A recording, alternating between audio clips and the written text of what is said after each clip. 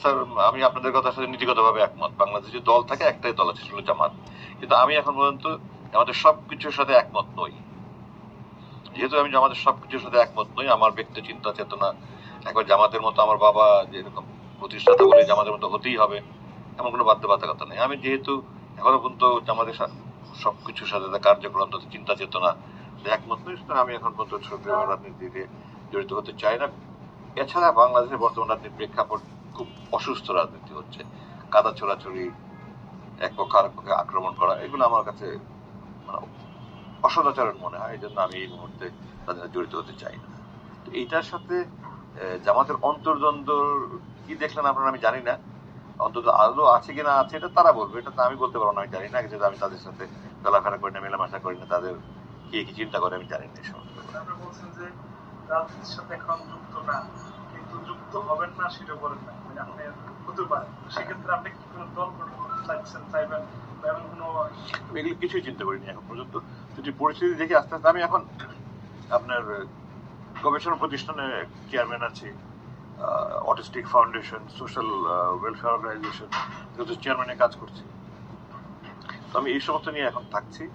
আস্তে আস্তে আমি পর্যবেক্ষণ করছি, দেশ দেখি নির্বাচনে কিভাবে হয়, কারা যায় নির্বাচিত হয়। আমি এমন সংসদে যেতে চাই না যে সংসদে একজন এমপি দাঁড়িয়ে বলবে আমার নেত্রীর গান গাই আমি দেশ বিদেশে, আর আরেকজন ওই সংসদে জনগণের পয়সা ওখানে গিয়ে শুধু মাননীয় প্রধানমন্ত্রী বলতে বলতে মুখে ফেনা উঠিয়ে ফেলবে, আর কোন হুলিগান ওখানে স্পিকার হবে যে সন্ত্রাসী দলের নেতা, গডফাদার টাইপের লোক। আমি নাম বলতে চাচ্ছি না কারো। 2001 ইলেকশনের সময় আমি আর্মিতে ছিলাম, একজনের নাম ছিল 1 নম্বর সন্ত্রাসী তালিকা। তো আমি এই ধরনের লোক, আমি ওনাকে মাননীয় বলে কথা বলতে হবে, আমি এরকম সংসদে যেতে চাই না। আমার কাছে একটা মানে অসুস্থ পরিবেশ মনে হয়।